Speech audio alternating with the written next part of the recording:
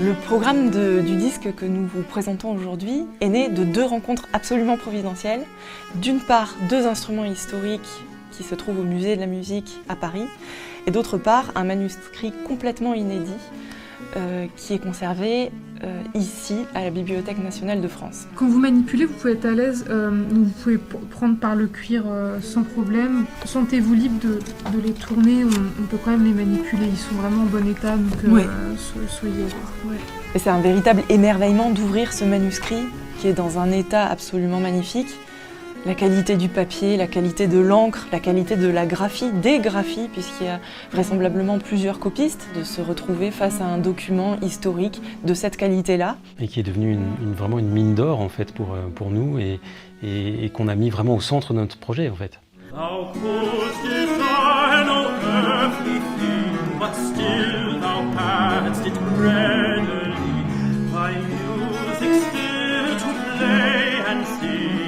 Yet thou wouldst not love me. Green Sleeves was all my joy, Green Sleeves was my delight, Green Sleeves was my heart of gold, and who but Lady Green Sleeves, Green Sleeves. Alors la particularité de ce disque, c'est qu'il y a une grande partie de musique qui est complètement inédite et surtout sur des instruments qui n'ont pas sonné depuis quasiment 300 ans. Donc nous sommes le 5 juin 2023 et avec Thibaut nous arrivons dans la salle d'harmonisation du Musée de la musique à Paris. Et là nous découvrons ces deux instruments, donc l'archiluth cor et la viole Pitts. Nous sommes tout de suite émerveillés par la beauté de ces instruments qui sont très marketés. Et là je prends la viole de gambe et je commence à la jouer. Et ce qui est absolument miraculeux, c'est qu'elle sonne très très bien, très facilement. C'est très facile de jouer cet instrument.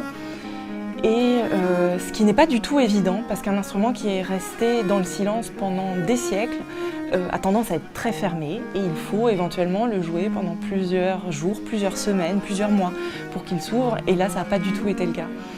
Et je pense qu'au bout de 5 minutes, on s'est dit que définitivement cet instrument avait vraiment une histoire fantastique à nous raconter.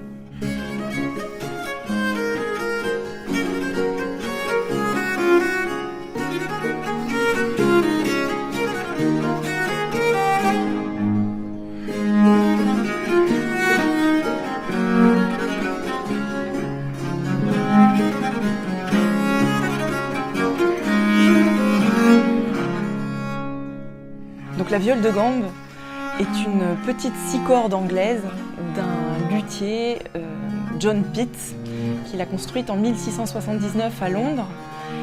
Et ce qui est très évident dès le départ, c'est qu'elle est d'assez petite taille et que le manche est assez resserré également, ce qui peut paraître un peu déroutant au départ. La caisse est quand même la caisse d'une basse de viole, mais quand on regarde la musique qui a été composée à cette époque, c'est très évident que ça colle complètement parce que justement cette petite taille du manche notamment permet cette volubilité qui est complètement nécessaire à faire courir la main le plus vite possible pour toutes les diminutions, les divisions qu'on a dans la musique anglaise de cette époque.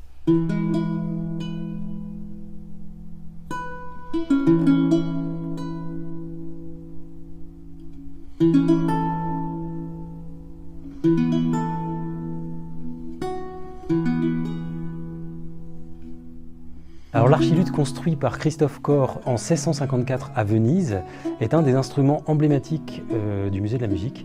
C'est un archiluth aux dimensions un peu surdimensionnées, il est très grand et il est surtout extrêmement décoré, extrêmement marqueté avec des médaillons d'ivoire qui représentent des scènes pastorales assez incroyables. Donc cet instrument est resté pendant plus de 2 siècles à Venise et il a été acheté par l'État français à la fin du 19e, notamment pour son musée instrumental du Conservatoire.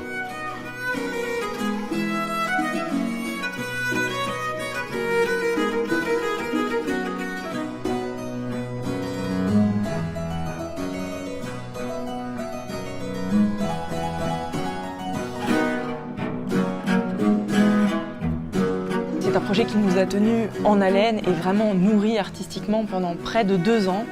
Ça a été l'objet d'un long parcours de recherche, de marcher dans les pas d'un certain Anthony Poole, Et on a fait appel à 2 fantastiques amis musiciens, Zachary Wilder, qui est ténor, et Ronan Khalil, qui joue le virginal dans ce disque. Et on les remercie vraiment pour leur talent et la complicité musicale qu'ils nous ont amenés. No flower of her kindred, no rosebud is nigh